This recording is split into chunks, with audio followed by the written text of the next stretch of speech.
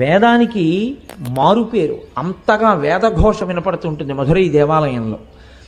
అంత గొప్ప దేవాలయం, అక్కడ ఉండేటటువంటి అమ్మవారి ఆవిర్భావం మాత్రం ఆవిడ స్వయంభూ క్షేత్రం కాదు, ఒకరు ప్రతిష్ఠ చేసింది కాదు. అమ్మవారు అక్కడికి ఎలా వచ్చింది మరి? మీనాక్షి అమ్మవారు అంటే ఆ ప్రాంతాన్ని మలయధ్వజ పాండ్యన్ అనబడేటటువంటి ఒక రాజుగారు పరిపాలిస్తూ ఉండేవాడు. ఆయనకి సంతానం లేదు. సంతానం లేకపోతే ఋత్విక్కులు నువ్వు హోమం చేయి, యజ్ఞం చేస్తే నీకు ఆ యజ్ఞము యొక్క అనుగ్రహం చేత సంతానమును పొందడానికి ప్రతిబంధకమైన పాపము నివారింపబడి యోగ్యత పొంది సంతానాన్ని పొందుతామన్నారు. ఆయన యజ్ఞం చేశాడు.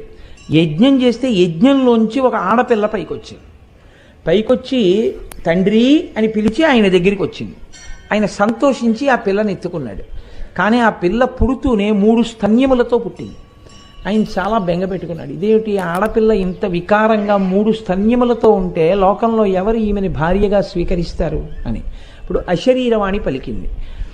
ఈమె 3 స్తన్యములతో పుట్టడానికి కారణం ఈమెకి భర్త ఎవరో నువ్వు నిర్ణయించలేవు సుమా అని చెప్పడానికి. ఈమె ఏ పురుషుణ్ణి చూసినప్పుడు ఈమె 3 స్తనములలో ఒక స్తనము అదృశ్యమై 2 స్తనములు మిగులుతాయో ఆ పురుషుడే ఈమె భర్త. అమ్మవారు ఏ రూపాన్ని పొందినా, ఏ అవతారాన్ని పొందినా ఆవిడ మాత్రం ఎప్పుడూ పరమశివుడికే ఇల్లాలి. కాబట్టి మలయధ్వజ పాండ్యన్ ఇప్పుడు ఆ పుట్టినటువంటి కూతుర్ని కొడుకుల్లా పెంచాడు. కొడుకులు లేరు కాబట్టి యుద్ధ విద్య నేర్పాడు, విలువిద్య నేర్పాడు, పట్టాభిషేకం చేశాడు. ఆమె రాజ్య పరిపాలన చేసింది. రాజ్య పరిపాలన చేసింది, ఆమెకి వివాహం కాలేదు. చాలా కాలం అయిన తర్వాత ఆ తల్లి ఒకానొకనాడు కైలాసానికి వెళ్ళింది. కైలాసానికి వెడితే పూర్వం యోగశక్తితో వెళ్ళారు. వెళ్ళినటువంటి వాళ్ళు ఎందరో ఉన్నారు మహానుభావులు. అలా వెళ్ళింది ఆ తల్లి. వెడితే అక్కడ 3 స్తనములతో ఉన్నటువంటి అమ్మవారికి పరమశివ దర్శనం అవగానే 2 స్తనములే ఉన్నాయి, ఒక స్తనం అదృశ్యమైంది. కనుక నాకు పరమశివుడే భర్త అని ఆమె పరమశివుణ్ణి ఆహ్వానించి భూమండలం మీదకి తీసుకొచ్చింది. అమ్మవారి అనుగ్రహం వల్ల కదండి సర్వేశ్వరుడు మనకి దక్కింది అసలు. లేకపోతే తనలో తాను రమిస్తూ కూర్చుంటాడు ఎక్కడో. తీసుకొచ్చి అమ్మవారిని కూడా ఆనందింపచేయగలిగిన మోహనాకారము కలిగిన వాడు కాబట్టి సుందరేశ్వరుడు అన్న పేరుతో వచ్చి అక్కడ వెలిశాడు.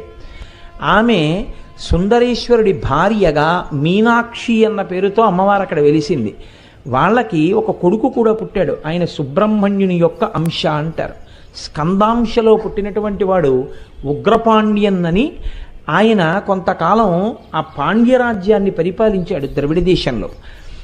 రామచంద్రమూర్తి ఎలా ఈ భూమండలం మీద కొంతకాలం నడయాడి లవకుశల్ని కొన్నారో అలా మీనాక్షి అమ్మవారు కూడా ఈ భూమండలం మీద పరమశివుడితో కలిసి కొంతకాలం పరిపాలన చేసి ఆ తల్లి ఉగ్రపాండ్యన్ అనేటటువంటి కుమారుణ్ణి కూడా కంది. అంత ప్రఖ్యాతి వహించినటువంటి క్షేత్రం మధురై క్షేత్రం. ఆనాడు ఆ తల్లి వరం ఇచ్చింది, నేను ఇక్కడే ఉండి పరిపాలన చేస్తాను అని. ఆ పరిపాలన చేస్తాను అని తల్లి వరమిచ్చి నిలబడినటువంటి క్షేత్రం మీనాక్షి అమ్మవారు. ఆ తల్లికి మీనాక్షి అని పేరు. మీనాక్షి అంటే చాపల వంటి కన్నులున్న తల్లి అని. పరిపాలకులకు ఒక లక్షణం ఉంటుంది, మీరు కొంచెం జాగ్రత్తగా గమనించండి. మీనాక్షి అమ్మవారిది పరిపాలనాంశ. అందుకని ఆవిడ పరిపాలకురాలుగా ఉంటుంది. అందుకే కళ్ళతో చూస్తూ ఉంటుంది ఎప్పుడు. ఆఫీసర్ గారు ఇలా చూస్తున్నాడు అనుకోండి, ఆయన చూస్తాడేమో అని మనం భయపడతాం. అలా ఆవిడ తన చూపులతో లోకాన్నంతటినీ చూస్తూ ఉంటుంది, పరిపాలన చేస్తూ ఉంటుంది. పరిపాలన చేసేటటువంటి వారికి ఒక లక్షణం ఉంటుంది సాధారణంగా. తమ పట్ల అనుకూలముగా వ్యవహరించినటువంటి వారికి వారు వరములనిస్తారు, దగ్గరికి చేర్చుకుంటారు. ఎవరు ప్రతికూలంగా ఉంటారో, ఎవరు చేస్తారో, ఎవరు వాళ్ళకి వ్యతిరేకంగా మాట్లాడతారో అలాంటి వాళ్ళని కొంచెం ఇబ్బందికరమైన ప్రదేశంలోకి తీసుకెళ్ళి పెట్టి నా పట్ల నువ్వు అతిగా ప్రవర్తించడం ఎంత ప్రమాదాన్ని తెస్తుందో తెలుసుకొని మిగిలిన వాళ్ళకి ఉదాహరణగా చూపిస్తారు. తీసుకెళ్ళి ఏజెన్సీకి ట్రాన్స్ఫర్ చేస్తారనుకోండి ఈ రోజుల్లో అయితే. అది పరిపాలనాంశ. అటువంటి పరిపాలనాంశ కలిగినటువంటి తల్లి మీనాక్షి అని మీరు అనుకుంటే అప్పుడు అమ్మవారి యొక్క పరిపాలన యందు ఒక దోషం సంక్రమిస్తుంది. ఎవరు మీనాక్షి అమ్మవారిని స్తోత్రం చేస్తారో వాళ్ళని బాగా చూస్తుంది. ఎవరు మీనాక్షి అమ్మవారిని కించిత్తైనా వ్యతిరేకంగా మాట్లాడతారో వాళ్ళ మీద కక్ష పెంచుకుంటుంది. ఇప్పుడు అమ్మవారి యందు మాతృత్వం ప్రశ్నింపబడిందా లేదా? శ్రీమాత అన్న నామమే ప్రశ్నింపబడిందా లేదా? ఇప్పుడు ఇటువంటి పరిపాలనాంశ అమ్మవారి యొక్క సమగ్ర స్వరూపానికి ప్రతిబంధకంగా నిలబడిపోయిందా లేదా? మరి ఇప్పుడు ఆ పరిపాలనాంశని ఎలా ఆవిష్కరించడం మీనాక్షి పరిపాలనాంశని అంటే పెద్దలు అంటారు, మీనాక్షి అన్న పేరుతో అమ్మవారు వెలియడానికి కారణం ఏమిటంటే చేపలు తమ పిల్లల్ని అంటే తమ గుడ్లని తాము పొదగవు, తమ పిల్లల్ని తాము పోషించవు. ఆ పిల్లలు తల్లి వంక ఆకలితో చూస్తే స్తన్యం ఇచ్చి పోషించవు. తల్లులు కూడా పిల్లల వంక ప్రేమతో చూస్తాయి, అయ్యో ఆకలిస్తోందా నాన్న అని చూస్తాయి. తల్లి ప్రేమతో చూస్తే చేప పిల్లలకి కడుపు నిండిపోతుంది. చూపులతో పోషించగలిగినటువంటి తత్వం కాబట్టి, చూపులతో ఆవిడ ఇలా చూసి రక్షించగలిగినటువంటి తల్లి కాబట్టి ఆవిడ్ని మీనాక్షి అని పిలుస్తారు. అయితే ఇప్పుడు చూపులతో రక్షించగలిగిన తల్లి బాగుంది, కానీ ఆ చూపులతో రక్షించడం అన్న పరిపాలనాంశలో ఆవిడికి వ్యతిరేకంగా మాట్లాడితే ఇబ్బంది పెడుతుందని మీరు ఇందాక అన్నారు కదా, మరి అది ప్రమాదహేతువు కదా. అంటే ఏం అలా ఉంటే తప్పేమిటని మీరు నన్ను అడగచ్చు. భగవత్ తత్వంలో ఒక గమ్మత్తు ఒకటి ఉంది. భాగవతంలో ధర్మరాజు గారు ఈ విషయాన్ని నారదుడు ధర్మరాజు గారితో మాట్లాడుతూ అంటాడు, కామోత్కంఠత గోపికల్ భయమునన్ కంసుండు వైరక్రియా సామాగ్రిం శిశుపాల ముఖ్య నృపతుల్ సంబంధులై వృష్ణులను ప్రేమన్ మీరలు భక్తి మేము ఇది చక్రింగంటి మెట్లైన నుద్ధామ ధ్యాన గరిష్ఠులైన హరిచందన్ వచ్చు ధత్రీశ్వర అంటాడు. భగవంతుడి విషయంలో ఉండే లక్షణం ఏమిటంటే కామోత్కంఠత గోపికల్, కామంతో గోపికలు పొందారు. వైరక్రియా సామాగ్రిం శిశుపాల ముఖ్య నృపతులు, వైరంతో శిశుపాలాదులు పొందారు. కాకపోతే ఆ వైరంతో బతకడం అనేటటువంటిది చాలా అసహ్యంగా ఉంటుంది. భక్తితో అమ్మవారిని చేరడం వేరు, వైరంతో చేరడం వేరు. వైరంతోనైనా భగవన్నామాన్ని తలుచుకోవడం, అమ్మవారు మాత్రం ఏదో ఒక రూపంగా నన్ను తలుచుకుంటున్నాడు కదా అని అనుగ్రహిస్తుంది. అలా అనుగ్రహించింది అనుకోండి, అప్పుడు పరిపాలన యందు వైరం చూసే లక్షణం లేదు, ఎలాగో అలా నన్ను తలుచుకున్నాడు కదా అని కారుణ్యం చూపించే పూర్ణ కారుణ్యమూర్తి అవుతుంది. అప్పుడు ఆవిడికి మామూలు అధికారులందరూ ఎలా అయితే తమకు వ్యతిరేకంగా మాట్లాడితే కోపగించి తమ కింద వారిని ఇబ్బంది పెడుతుంటారో అలా ఇబ్బంది పెట్టేటటువంటి లక్షణం కాకుండా, తనకి వ్యతిరేకంగా మాట్లాడిన వారి పట్ల కూడా ఏదో రకంగా నా పేరు ఎత్తాడు కదరా అంతే చాలని రక్షించే తత్వం ఉంటే అప్పుడు ఆమెది పరిపూర్ణమైన మాతృత్వంతో కూడిన స్వరూపం అవుతుంది. మీరు పట్టుకోగలిగారని నేను అనుకుంటున్నాను. అలా ఆవిడ చూసింది అని మీరు ఏమైనా ఉదాహరణ చెప్పగలరా మీనాక్షి తత్వంలో? అప్పుడు నేను చెప్పిన పరిపాలనాంశ పూర్తవుతుంది. అంటే మధురైలో ఒక సంఘటన చెప్తారు పెద్దలు, యథార్థంగా జరిగిన సంఘటన. బ్రిటిష్ గవర్నమెంట్ మన దేశాన్ని పరిపాలిస్తున్న కాలంలో మధురై ప్రాంతాన్ని రోజ్ పీటర్ అనేటటువంటి ఒక కలెక్టర్ పరిపాలిస్తుండేవాడు. ఆ రోజ్ పీటర్ సనాతన ధర్మానికి, సనాతన ధర్మంలో అంతర్భాగమైనటువంటి దేవాలయ వ్యవస్థకి వ్యతిరేకం. కాబట్టి ఆయన మధురైలో పరిపాలిస్తున్నాడు కాబట్టి ఆయన ప్రతిరోజు మీనాక్షి అమ్మవారికి వ్యతిరేకంగా మాట్లాడుతుండేవాడు. అమ్మవారిని చాలా నిందతో ప్రస్తావన చేస్తుండేవాడు. కానీ ఆయనకి అదే పని. ఎందుకంటే మధురైలో తెల్లవారితే వేదం వినపడుతుంది, తెల్లవారితే వచ్చే వాళ్ళందరూ మధురై మీనాక్షి అమ్మవారి దేవాలయం కోసం వస్తారు. కాబట్టి ఆయన ప్రతివాడిని పిలుస్తూ ఉండడం, ప్రతివాడితోటి అమ్మవారిని నింద చేసి మాట్లాడుతూ ఉండడం, ఇలా చాలా కాలం జరిగింది. ఈయన పరిపాలకుడా, ఇలాంటి పరిపాలకులను నియమించగలిగిన పరిపాలకురాలు ఆవిడ పరిపాలకురాలు శ్రీ మహారాజ్ఞి. ఇప్పుడు ఆవిడ సాధారణమైన అధికారులు లాంటిది ఆవిడ కూడా అయ్యుంటే ఆవిడ ఏం చెయ్యాలి? రోజ్ పీటర్ ఆవిడ పట్ల వ్యతిరేకంగా ఇలా ప్రతిరోజు మాట్లాడుతున్నందుకు రోజ్ పీటర్ని ఆవిడ శిక్షించాలి. కానీ ఆవిడ ఏం చేసిందంటే, ఒక రోజున ఆయన తన కలెక్టర్స్ బంగ్లాలో నిద్రపోతుంటే ఆవిడ ఆయనకి ఉత్తర క్షణంలో స్వప్నమునందు చెప్పింది, కొద్దిసేపట్లో పిడుగు పడపోతోంది ఈ బంగళా మీద, నువ్వు ఈ బంగళా విడిచిపెట్టి దూరంగా వెళ్ళిపోవాలి. అతను వెంటనే మేల్కొని, ఏమిటి నాకు ఇలా అనిపించింది, అమ్మవారు కనపడి నాకు ఇలా చెప్పింది, అతను ఆ అనుభూతిని వదిలిపెట్టలేకపోయాడు. ఇది సత్యమే అనిపించింది. బయటకు వచ్చి చూస్తే మబ్బులు పడుతున్నాయి. ఏమిటి మబ్బులు కూడా పడుతున్నాయి, నాకు ఇలాంటి కల వచ్చింది, ఎందుకైనా మంచిదని అతను ఏం చేశాడంటే బంగ్లా విడిచిపెట్టి దూరంగా వెళ్ళాడు కారులో. అతను దూరంగా వెళ్ళినటువంటి కొద్దిసేపటికి పిడుగు బంగళా మీద పడి బంగళా అంతా బద్దలైపోయింది.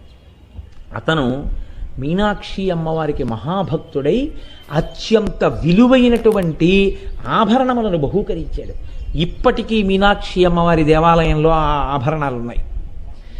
ఇప్పుడు చెప్పండి, మీనాక్షి తత్వం ఎంత గొప్పదో మీరు ఆలోచించండి. చాలా తొందరగా ప్రసంగం పూర్తి చేయాలి అనుకునేటటువంటి సమయాల్లో ఒక ఉదాహరణతోటి ఆ అంశాన్ని పరిపూర్ణం చేసేసే ప్రయత్నం చేస్తాం. కేవలం పరిపాలకురాలుగా తనకి వ్యతిరేకంగా ఉన్న వాళ్ళని శిక్షించే స్వరూపమా, ఒక్కసారి నిందించడానికైనా సరే ఆ మీనాక్షి అమ్మవారి పేరు పలికినంత మాత్రాన రక్షించేటటువంటి కారుణ్యమూర్తి ఆవిడ.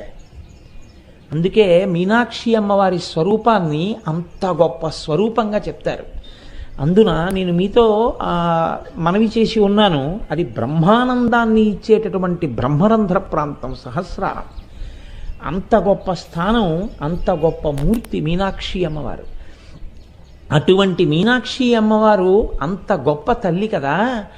ఆ తల్లి ఎంత గొప్పదో మీకు మధురై క్షేత్రంలో ఉన్నటువంటి ఒక మూర్తి చెప్పేస్తుందండి. ఇప్పటికీ మధురై క్షేత్రంలో ఒక మంటపంలో 7 రాణులతో కూడినటువంటి ఒక రాజుగారి యొక్క విగ్రహం ఉంటుంది గోడ మీద. దాన్ని తిరుమల నాయకర్ మూర్తి అంటారు. తిరుమల నాయకర్ అని ఆ ప్రాంతాన్ని పరిపాలన చేసిన రాజు 7 రాణులతో కలిసి తన విగ్రహాన్ని చెక్కించుకున్నాడు. రాజు విగ్రహం చెక్కాడు శిల్పి, మిగిలిన 6 రాణుల యొక్క విగ్రహాల్ని చెక్కాడు. కానీ సుమనతీర ఆచార్య అని పేరు ఆయనకి, ఆ శిల్పికి. ఆ సుమనతీర ఆచార్య 6 రాణుల విగ్రహాలు చెక్కిన తర్వాత మహారాజ్ఞి పట్టమహిషి యొక్క విగ్రహాన్ని చెక్కాడు. అంతా చెక్కిన తర్వాత పట్టమహిషి యొక్క మోకాలి మీద చిన్న పెచ్చు విరిగిపోయింది. ఎంత ప్రయత్నించినా ఇంకా ఆ విగ్రహంలో ఆ మోకాలి మీద ఉన్న ప్రాంతాన్ని అతను దిద్దలేకపోయాడు. రాజుగారు దేవాలయంలోకి వచ్చి ఆ విగ్రహాలు తయారయ్యాయని చూసే సమయం దగ్గరికి వచ్చింది. అతను భయపడిపోయాడు. ఏడుస్తూ మధుర మీనాక్షి అమ్మవారికి అత్యంత ప్రీతిపాత్రుడు, అమ్మవారిని నిరంతరం ధ్యానంలో దర్శించగలిగినటువంటి శక్తి ఉన్నవాడు, అంతటి మహానుభావుడు, త్రికాలవేది, మహాభక్తుడు, అమ్మవారి స్తోత్రములను విశేషంగా చేసినటువంటి వారు. ఆ రాజుగారి మంత్రి, తిరుమల నాయకర్ మంత్రి నీలకంఠ దీక్షితులను ఉన్నారు. ఆయన దగ్గరికి వెళ్ళి అడిగాడు, అయ్యా నేను రాజుగారి పట్టమహిషి విగ్రహాన్ని చెక్కాను, నా ప్రారంధమేమో మోచిప్ప మీద ఉన్నటువంటి చిన్న ముక్క తుళ్ళిపోయింది, ఆ విగ్రహం నేను ఎంత ప్రయత్నించినా మోకాలు సరిగ్గా అవ్వట్లేదు, ఏం చెయ్యని రాజుగారు వచ్చే రోజు దగ్గరికి వచ్చేసిందని అడిగాడు. ఆయన కళ్ళు మూసుకుని మీనాక్షి అమ్మవారిని ధ్యానం చేశారు. ధ్యానం చేసి ఆయన అన్నారు, నాకు మీనాక్షి అమ్మవారు చెప్తోంది, పట్టపురాణి మోకాలి మీద పుట్టుమచ్చుంది, అది ఉత్తమ జాతి స్త్రీకి ఉండవలసినటువంటి లక్షణం. ఆ మోకాలి మీద పుట్టుమచ్చ ఉన్న కారణం చేత అమ్మవారి గుళ్ళో పెట్టవలసిన మూర్తి కాబట్టి పట్టపురాణి యొక్క మోకాలు మీద అందుకే మచ్చపడినట్టుగా పెచ్చు విరిగిపోయింది, అందుకని సరవట్లేదు, నువ్వు అలాగే ఆ మూర్తిని అక్కడ పెట్టేశాయి అన్నాడు. మహారాణిని అక్కడ పెట్టేశాడు. రాజుగారు చూడ్డానికి వచ్చారు. వచ్చి మిగిలినవి మామూలుగా చూశాడు. తన విగ్రహం తన రాణుల విగ్రహం కాబట్టి బాగా పరికించి చూసి అందులో పట్టపురాణి విగ్రహాన్ని పరికించి చూశాడు. మోచిప్ప మీద అలా ఎందుకుంది అని అడిగాడు శిల్పిని. అమ్మగారి మోచిప్ప మీద పుట్టుమచ్చుంది అని చెప్తే తల తెగిపోతుంది. అందుకని ఆయన భయపడి ఈ మాట చెప్పలేక రాజుగారితోటి, నీలకంఠ దీక్షితుల వారు నాతో ఈ మాట చెప్పారు, పట్టపురాణి గారి మోకాలి మీద పుట్టుమచ్చ ఉందని, అందుకని అలా చెక్కానన్నాడు. వెంటనే రాజు ఇంటికి వెళ్ళిపోయాడు. ఇది నీలకంఠ దీక్షితుల వారికి తెలియదు. ఆయన ఇంట్లో పూజ చేస్తున్నారు మీనాక్షి అమ్మవారికి. ఆయన ధ్యానమునందు లోపల అనుభవిస్తూ ఉండేవారు ఆ తల్లి యొక్క దర్శనాన్ని. నీరాజనం ఇచ్చేటటువంటి సమయం వచ్చింది. రాజు అంతఃపురానికి వెళ్ళి భటుల్ని పిలిచి ఉత్తర క్షణంలో మంత్రిని బంధించి తీసుకురండి అన్నాడు. భటులు వెళ్ళి మిమ్మల్ని బంధించి తీసుకురమ్మన్నారు రాజుగారు, కబురు వచ్చిందన్నారు. ఈ మాట పూజామందిరంలో ఉన్నటువంటి నీలకంఠ దీక్షితుల వారికి చెప్పారు.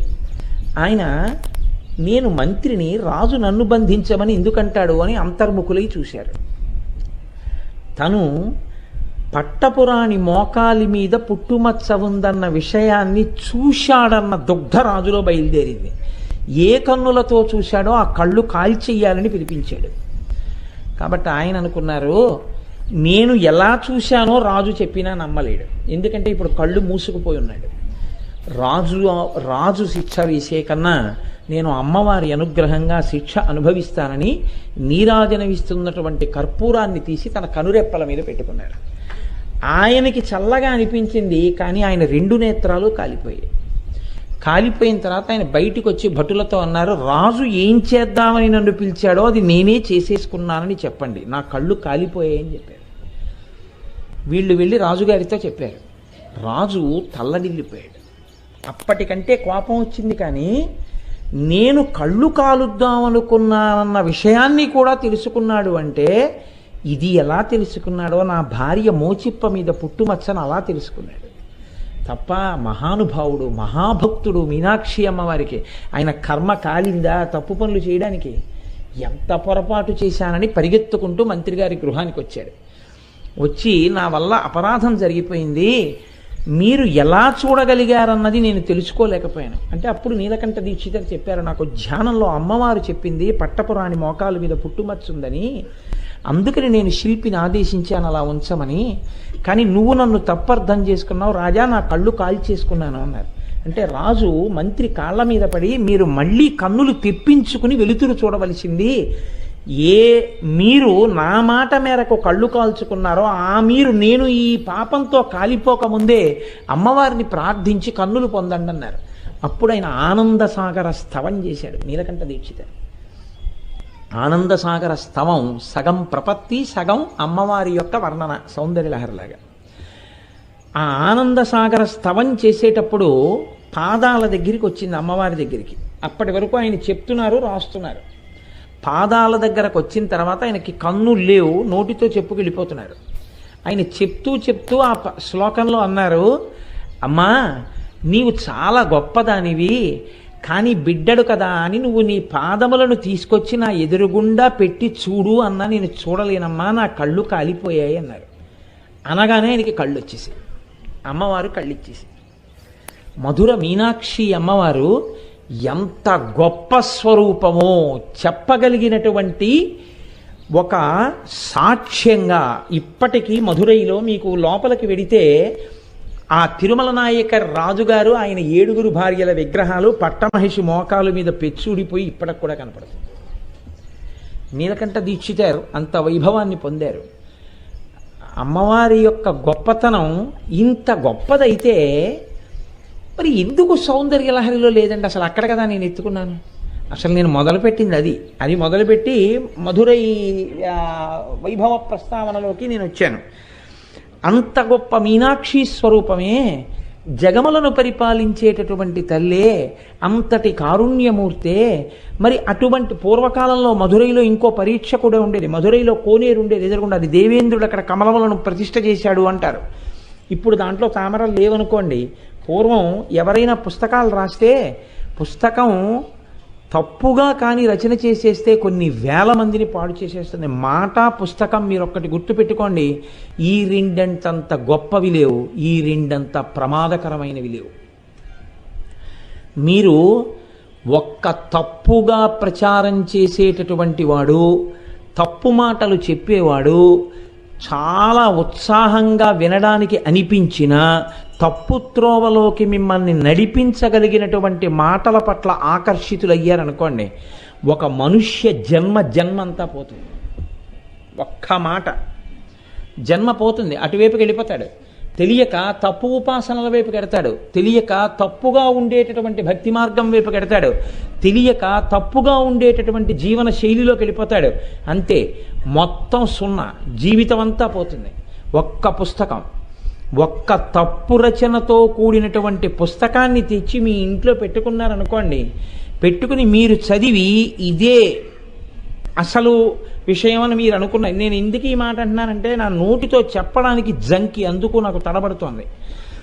నా దగ్గరికి ముందు మాట రాయమని పుస్తకాలు పట్టుకొస్తుంటారు కొంతమంది. ఇప్పటి వరకు నేను ముందు మాట రాసిన పుస్తకాలు 1, 2 తప్ప ఏవీ లేవు. నేను ఎందుకు ఈ మాట అంటున్నానో తెలుసా? నేను ప్రాజ్ఞుణ్ణి, నేను పండితుణ్ణి, నాకు అన్నీ తెలుసన్న అహంకారంతో నేను చెప్పట్లేదు. ప్రస్ఫుటంగా ఎంత ఘోరంగా రాసేస్తున్నారంటే, మూల గ్రంథాల్లో ఉండేటటువంటి విషయం ఒకటి, ఋషులు చెప్పింది ఒకటి, పెద్దలు చెప్పింది ఒకటి, వీళ్ళ బుద్ధికి ఏది తోచిందో అది రామాయణమే కావచ్చు, అది భాగవతమే కావచ్చు, వాళ్ళకి అనవసరం. మనం రేపొద్దున ఇలా రాసేస్తే పిల్లలు చదివితే వాళ్ళ జీవితాలు ఏమైపోతాయనేటటువంటి తాపత్రయం ఎవ్వరికీ లేదు. నేను ఈ మధ్యకాలంలో ఒక పుస్తకం నా దగ్గరికి వచ్చింది. మీరు ఈ పుస్తకం చదవండి అని పట్టుకొచ్చి ఇచ్చారు. పేర్లు ఎందుకు చెప్పాలి, లేకపోతే ఇంకొక దాని సన్నివేశం ఎందుకు చెప్పాలి? చెప్తే నేను దేని గురించి చెప్పానో తెలుస్తుంది. నేను ఆ పుస్తకం చదివి ఆశ్చర్యపోయాను. అసలు రామాయణానికి సంబంధించినటువంటిది ఒక్క సత్యం అందులో లేదు. అన్నీ తప్పులే, అన్నీ తప్పులే. రాముడి గురించి ఎంత దారుణంగా రాసేశారంటే, అసలు నోటి వెంట ఎప్పుడు ఏ అశ్లీలమైన మాటలు రాకూడదో అంత అశ్లీలమైనటువంటి మాటలు రామాయణంలో ఉన్న పాత్రలు మాట్లాడుకుంటున్నట్టుగా రాశారు. నేను తెల్లబోయి, మీరు చదివారా రామాయణం అని అడిగాను. అయితే నేను చదివానండి అన్నాడు ఆయన. ఎక్కడ చదివారన్నాను. ఆయన ఏదో చెప్పాడు, బలానా చదివాను. అయ్యా, మీరు పుస్తకం రాయాలని నేను పుస్తకం రాశానన్న కీర్తి కావాలంటే ఎన్ని కుటుంబాలు పడిపోతాయో. రేపొద్దున్న ఈ పుస్తకం నిజం అనుకుని ఎవరో పిల్లాడు చదువుతాడో, ఓ 10th క్లాస్ పిల్లాడో, ఓ ఇంటర్మీడియట్ పిల్లాడో, రామాయణం అంటే ఇలాగే ఉంటుంది అనుకుంటాడు వాడు. రాముడు అంటే ఇలాగే మాట్లాడతాడు అనుకుంటాడు. సీతమ్మ అంటే ఇలాగే మాట్లాడుతుంది అనుకుంటాడు. వాడికి ఏం తెలుస్తుంది? ఎంతమంది తలకొట్టుకుంటే వాళ్ళకి అసలు విషయం మళ్ళీ సుబోధకం అవుతుంది. అత్యంత ప్రమాదకరం. పుస్తకాన్ని ఎవడిష్టం వచ్చినట్టు వాడు రాసి విడిచిపెట్టడం. పరమాచార్య స్వామి వారి శరీరంతో ఉన్న రోజుల్లో మహానుభావుడు గుండెలు బాదుకుని ఇచ్చారు. కుండలిని యోగం మీద పుస్తకాలు రాసేయద్దు, కుండలిని యోగాల గురించి బహిరంగ వేదికల మీద ఉపన్యాసాలు చెప్పవద్దు, అలా చెప్పకూడదు అని. మహాత్ములైన వారు వాళ్ళకి తెలుసు ఏది ఎక్కడి వరకు చెయ్యాలో, ఏది ఎంతవరకు చూడాలో. మన ఇంట్లో ఉన్నటువంటి కుటుంబ సభ్యుడే మనం ఇచ్చిన డబ్బుతోటే డాక్టర్ గారు వాడికి ఆపరేషన్ చేస్తారు. కానీ ఆపరేషన్ చేసేటప్పుడు డాక్టర్ గారు కూడా ఒక్క కాంపౌండర్నో ఒక్క నర్సునో పట్టుకుని ఆపరేషన్ థియేటర్లోకి వెళ్ళి ఆపరేషన్ చేస్తారు తప్ప, మా నాన్నగారు కదండి, మా అమ్మగారు కదండి, మేము చూస్తూ ఉండగా మీరు ఆపరేషన్ చెయ్యండి అని అడిగితే చేస్తారా? ఎంత గోప్యం పాటిస్తాడు ఒక డాక్టరు. ఏవి ఎంతవరకు అవసరమో అంతవరకు పుస్తకాల్లో రాయాలి, ఏవి ఎంతవరకు అవసరమో అంతవరకే వేదికల మీద చెప్పాలి తప్ప, అంతక మించి ఏవి పడితే అవి నువ్వు రాసేస్తే ఆ స్థాయి లేని వాడు చదివితే ఉపద్రవానికి ఎడుతుంది. గురు శిష్య సంప్రదాయంలోకి వచ్చిన తరువాత, నీకు శిష్యుడైన తర్వాత యోగ్యతాయోగ్యతలను బట్టి ఉపాసన క్రమాన్ని పెంచి మాట్లాడు తప్ప, బహిరంగ వేదికల మీద మాట్లాడేటప్పుడు చాలా లోతైన విషయాల్ని ప్రస్తావన చెయ్యకు. అది తేలికనుకుని అటువైపుకు వెళ్ళి పాడైపోతారు. అలాంటి పనులు చెయ్యవద్దని చెప్పేవారు పరమాచార్య స్వామి. మహాత్ములు అంత విశాల హృదయంతో ఆలోచిస్తారు. అందుకే పూర్వం రాచరికం చేసిన ప్రభువులు పుస్తకాన్ని రచన చేస్తే ఆ పుస్తకాన్ని అందరూ చదవడానికి అది యోగ్యమా కాదా అంటే అది నిర్ణయం అయితే తప్ప ఆ పుస్తకాన్ని అందరూ చదవడానికి వీలుగా దాని ప్రతులు తయారు చేయనిచ్చేవారు కాదు. దానికి పరీక్ష ఏమిటంటే, మధురైలో మీనాక్షి అమ్మవారి దేవాలయానికి తీసుకెళ్లేవారు. సరస్వతి కోనేరని అమ్మవారి కోవెల్లో ఒక కోనేరు. ఆ కోవెల్లో పుస్తకం పడేసేవారు. పడేస్తే ఆ పుస్తకం లోకానికి పనికొచ్చేదే అయితే పైకి తేలేది. ఆ పుస్తకం కాగితాలు తడవకుండా, తాళపత్ర గ్రంథాలు ఆ రోజుల్లో పైకి తేలేవి. తేలితే పల్లకీలో పెట్టి ఊరేగించి అమ్మవారి పాదాల దగ్గర పెట్టి తీసుకొచ్చేవాడు. తీసుకొచ్చి దాని ప్రతులు ప్రభువు రాయించి ప్రజలందరికీ అందేట్టు చేసేవాడు. ఆ పుస్తకం నీటిలో మునిగిపోతే రాసినవాడు కూడా ఓ నమస్కారం పెట్టి, బుద్ధిహీనుండై రాశాను, ఈసారి నా బుద్ధి సరిగా ఉండి మంచి పుస్తకము రాయుదునుగాక అని చెప్పి వెళ్ళిపోయేవాడు. అంత జాగ్రత్త తీసుకుని లోకంలో ఏ విషయం అందాలో నిర్ణయం చేసి సారస్వతాన్ని కాపాడిన తల్లి మీనాక్షి. అంత గొప్ప కోనేరు ఆ కోవెల్లో ఉండేది. అటువంటి మీనాక్షి తత్వం, అంత గొప్ప మీనాక్షి స్వరూపం. మీనాక్షి అంటే ఎప్పటి విషయాలో కాదండి. మీతో నేను ఒక విషయం మనవి చేస్తాను. శృంగగిరి పీఠానికి ఉగ్రనరసింహ భారతీ స్వామి వారిని ఆయన పీఠాధిపత్యం వహించారు. 20వ ఏట సన్యాసం తీసుకుని పీఠాధిపత్యానికి వెళ్ళారు. ఆయన ఎంత ఉగ్రమైన తపస్సు చేశారంటే ఆయన కొంతకాలం కాయగూర ముక్క తినేవారు. ఆ తర్వాత కాకరకాయ మాత్రమే తిని రోజుకి 20 గంటలు తపస్సు చేశారు. చేస్తే అణిమాది సిద్ధులన్నీ ఆయనకి పాదాక్రాంతమయ్యాయి. అంతటి మహానుభావుడైనటువంటి ఉగ్రనరసింహ భారతి ఒకసారి మధురై క్షేత్రానికి వచ్చారు దర్శనానికి. ఆయన అర్చకుల వంక చూసి, నేను మీనాక్షి అమ్మవారిని అర్చన చేస్తాను, లోపలికి వచ్చన్నారు. అంటే అర్చకులు అన్నారు, మేము చెయ్యాలి తప్ప మీరు లోపలికి రావడానికి వీల్లేదన్నారు. అంటే ఆయన ఒక శిష్యుణ్ణి పిలిచి ఓ కొబ్బరికాయ ఇమ్మన్నారు. అని చేత్తో కొబ్బరికాయ పట్టుకుని ఆయన మంత్రాలు జపం చేశారు. చేస్తే అమ్మవారిలో ఉండేటటువంటి జీవకళలన్నీ కొబ్బరికాయలోకి వెళ్ళిపోయాయి. ఆయన ఆ కొబ్బరికాయ పట్టుకుని తను విడిదికి వెళ్ళిపోయారు. వెళ్ళిపోయి ఆ కొబ్బరికాయని తీసుకెళ్ళి ఆసనం మీద పెట్టి పూజ చేస్తున్నారు. అర్చకులు లోపలికి వెళ్ళి అమ్మవారి మూర్తి వంక చూశారు. జీవకళ నశించిపోయి అమ్మవారి వెలవెలపోయింది మూర్తి. అప్పుడు వాళ్ళు భయపడి, మహానుభావులు, నేను ఇది నిన్నటి రోజున మీతో ప్రస్తావన చేసింది, వాళ్ళు మహాలక్ష్మి సంపన్నులంటే వాళ్ళు ఈశ్వర తేజస్సును కూడా తీసుకోగలరు, అంతటి శక్తివంతులు. అటువంటి మహాపురుషులకు ఆలవాలం ఈ భూమి. ఆయన విడిదికి వెళ్ళి ప్రార్థన చేశారు, అయ్యా మా బుద్ధి గడ్డి తిని మిమ్మల్ని లోపలికి రావద్దన్నాం, మీరు వచ్చి లోపల అమ్మవారిని పూజ చెయ్యండి, కానీ మా యందు అనుగ్రహించి మీరు మళ్ళీ వచ్చి అమ్మవారిలోకి ఆ కళని ప్రవేశపెట్టేసేయండి అని అడిగారు. ఉగ్రనరసింహభారతి అంతటి దయామయుడు కనుక ఆయన మళ్ళీ దేవాలయంలోకి వెళ్ళి కొబ్బరికాయలోకి తీసేసినటువంటి కళల్ని అమ్మవారిలోకి ప్రవేశపెట్టేశారు. అంతటి మహానుభావుడు. ఇంతమందితో అనుబంధం ఉన్నటువంటి క్షేత్రం ఆ మధురై. నేను ఇలా వ్యక్తుల గురించిన విషయాలతో కూడినటువంటి సమాహారాన్ని మీ ముందు విజ్ఞాపన చేస్తూ వెడితే దానికి ఎంతటికీ అంతు దొరకదు. నేను ఏ ప్రశ్నతో మొదలెట్టానో దాన్ని నేను స్పృశించలేదు ఇప్పటికీ కదా. నేను ఎందుకు లేదు లలితా సహస్రంలో మీనాక్షి దగ్గర ఎత్తుకున్నాను. నేను అన్నానా ఎందుకు లేదో? నేను ఇప్పటివరకు అనలేదు. ఏ కారణం చేత లలితా సహస్రనామ స్తోత్రంలో ఈ నామం లేదు, లేకపోతే ఈ నామానికి తుల్యమైన నామం ఒకటి మాత్రం ఉంది, వక్త్రలక్ష్మీ పరివాహ చలన్మీ నాభలోచన. అలా ఎందుకు? కామాక్షి దగ్గర నుంచి శారదా వరకు అనేక నామాలు చెప్పిన వారు మీనాక్షి నామాన్ని వక్త్రలక్ష్మీ పరివాహ చలన్మీ నాభలోచన అని ఎందుకు అనాలి? అంటే అమ్మవారి ముఖం అనేటటువంటి దీప్తి కాంతి సరోవరంలో అమ్మవారి 2 కన్నులు 2 చేప పిల్లలలా ఉన్నాయి. అంటే మీనాక్షియేగా చేపలంటే. అలా అని బదులు మీనాక్షి అని 3 అక్షరాలతో అంటే పోతుందిగా. మీనాక్షికి అంత పెద్ద సమాసం వేసి పిలవడం ఎందుకు? అలా పిలిచి అసలు మీనాక్షి అన్న పేరు వదిలేయడం ఎందుకు? అప్పుడు ఎవరైనా తెలుసుకోలేకపోతే అయ్యో మీనాక్షి నామం లేదు, మీనాక్షి నామం లేదని బెంగెట్టుకోరు. అలా ఎందుకు వదిలేశాడు వ్యాస భగవానుడు? పోని శంకరాచార్యులు వారి సౌందర్యలహరిలో ఆయన ఎక్కడ ప్రత్యక్షంగా మీనాక్షి అనలేదు, ఆయన పరోక్షంగా ప్రస్తావన చేశారు. ఎందుకు అనలేదు ఇద్దరూ కూడా? ఇద్దరు తిన్నగా మీనాక్షి అని ఎందుకు పిలవలేదు? మీరు ఊహించగలరా? దాని వెనక ఒక పరమ పవిత్రమైనటువంటి లక్షణం ఒకటి ఉంది. మీరు గమనించండి, గోపాలకృష్ణ గారు ఎన్నో మార్లు ప్రతిరోజు నేను వచ్చే ముందు మాట్లాడతారు.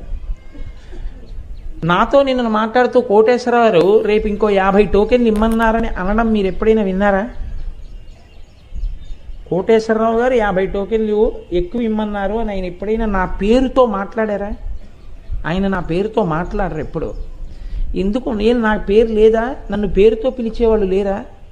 ఎందరో ఉన్నారు. నేను ఆఫీస్కి వెడితే కోటేశ్వరరావు అని పిలుస్తారు నన్ను. ఎందరో నాకు కనబడితే కోటేశ్వరరావు బాగున్నారా అండి అని అడుగుతారు. మరి గోపాలకృష్ణ గారు ఎందుకన్నారు నన్ను కోటేశ్వరరావు చెప్పారని? కోటేశ్వరరావు చెప్పారండి 50 పాసులు ఎక్కువ ఇస్తున్నాం, లేకపోతే కోటేశ్వరరావు ఇంకా రాలేదేమిటి అనొచ్చు కదా. కోటేశ్వరరావు గారిని వేదిక మీదకి రావలసిందిగా కోరుతున్నాను అనొచ్చు కదా. అలా అంటే అందులో ఏమైనా తప్పు ఉందండి? ఏమీ లేదు. కానీ ఆయన అనరు. ఎప్పుడైనా అలా అన్న సన్నివేశం ఉందా ఆయన నోటి వెంట? లేదు. ఎందుకు ఉండదో తెలుసా? ఆయన హృదయాంతరాళముల యందు నా పట్ల ఏర్పడిపోయిన భక్తికి పరాకాష్ఠ నా పేరు ఉచ్చరించారు. గురువుగారు అంటారంతే. నేను గురువుగారిని వేదిక మీదకి రావాల్సిందిగా ఆయన పాదములు పట్టి ప్రార్థన చేస్తున్నానంటారు. గురువుగారు నన్ను దెబ్బలాడారు, ఇంకో 50 టోకెన్లు ఇమ్మన్నారంటారు. ఎవరు మీ గురువుగారు? పేరు చెప్పండి మాకు తెలుస్తుంది కదా అని మీరు ఎప్పుడైనా అడిగారా? మీరు అడగరు. మీరు అడగరు. ఆయన నా పేరు ఉచ్చరించారు. ఎందుకు ఉచ్చరించారు అంటే ఆయనకి ఏర్పడిపోయిన భక్తి చేత ఆయనకి నన్ను పేరుతో పిలిస్తే నా పట్ల ఏదో అపచారం చేసినంత భావన ఉంటుంది. ఇది ఎక్కడి వరకు వెళ్ళిపోతుందో తెలుసా అండి? ఎవరైనా ఒకవేళ ఇంకా కొన్నాళ్ళు ఆయన ఇలాగే నా మీద ఆరాధన పెంచేసుకున్నారనుకోండి, ఎవరైనా వచ్చి కోటేశ్వరరావు కనపడ్డారండి, వస్తున్నానని చెప్పమన్నారు, మీతోటి కోటేశ్వరరావు వస్తున్నారేంటి, గురువుగారు వస్తున్నారని చెప్పలేవా అంటే మనసులో అంత బాధ కలుగుతుంది.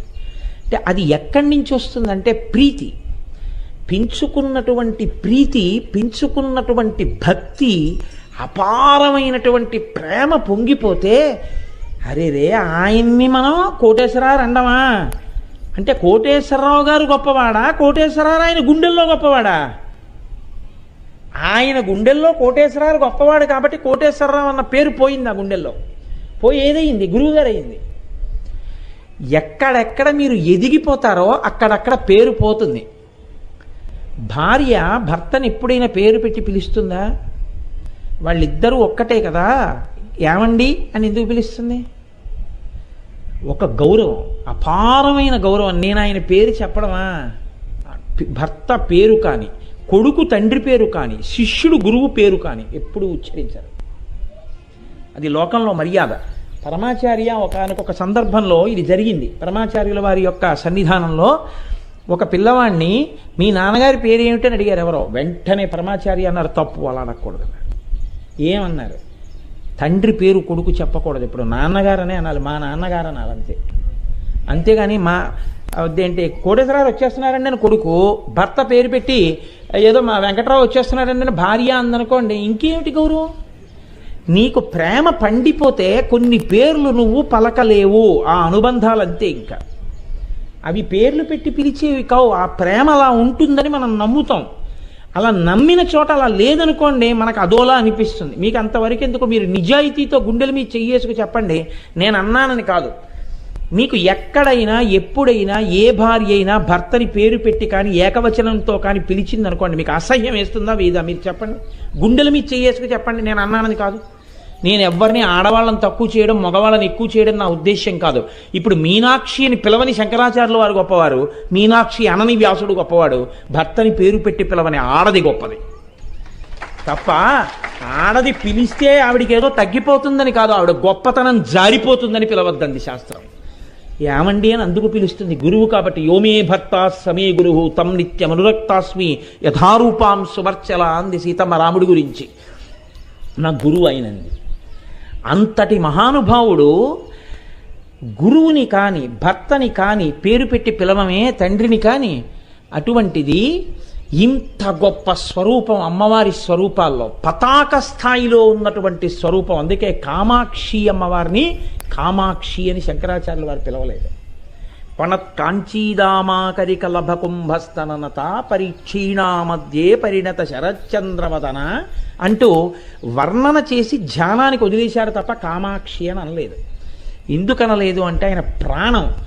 నాకు మా అమ్మ మీద పిచ్చి గౌరవం, సుశీల అని నేను అనగలనా? మా అమ్మ మీద ప్రేమ కదా అని నేను సుశీల అని మా అమ్మని ఎప్పుడు నేను పిలవను కదా. అమ్మా అమ్మా అనే పిలుస్తాను. అమ్మా అన్న పిలుపు కన్నా పెద్ద పిలుపు లోకంలో ఇంకోటి లేదు. అందుకని శ్రీమాతతోటే మొదలెట్టాలి. శ్రీమాత అని మొదలుపెట్టి పేర్లు చెప్పినా అమ్మో మీనాక్షి అని నా నోటితో అనేయడమే ఆ తల్లిని. అంత గొప్ప తల్లి ఆవిడ పేరు అనడమా నేను? అందుకని అనలేదు. అనకుండా ఆవిడ పేరు అనకపోతే పూర్ణత్వం లేదు, అంటే ఆవిడ గౌరవాన్ని నిలబెట్టినట్టు కాదు. కాబట్టి అన్నారా అనలేదా? అన్నారు అనలేదు, అన్నారు అనలేదు. కాబట్టి ఇప్పుడు మీరు ధ్యానం చేస్తే ఆ గౌరవం బయటకు వస్తుంది. ఇప్పుడు శంకరాచార్యుల వారు ఎంత గొప్పవారో వ్యాసుడు ఎంత గొప్పవాడో మీకు అర్థమవుతుంది. అందుకని వ్యాసుడు మీనాక్షి అనకుండా వక్త్రలక్ష్మీ పరివాహ చలన్ మీ నాభలోచన అన్నాడు.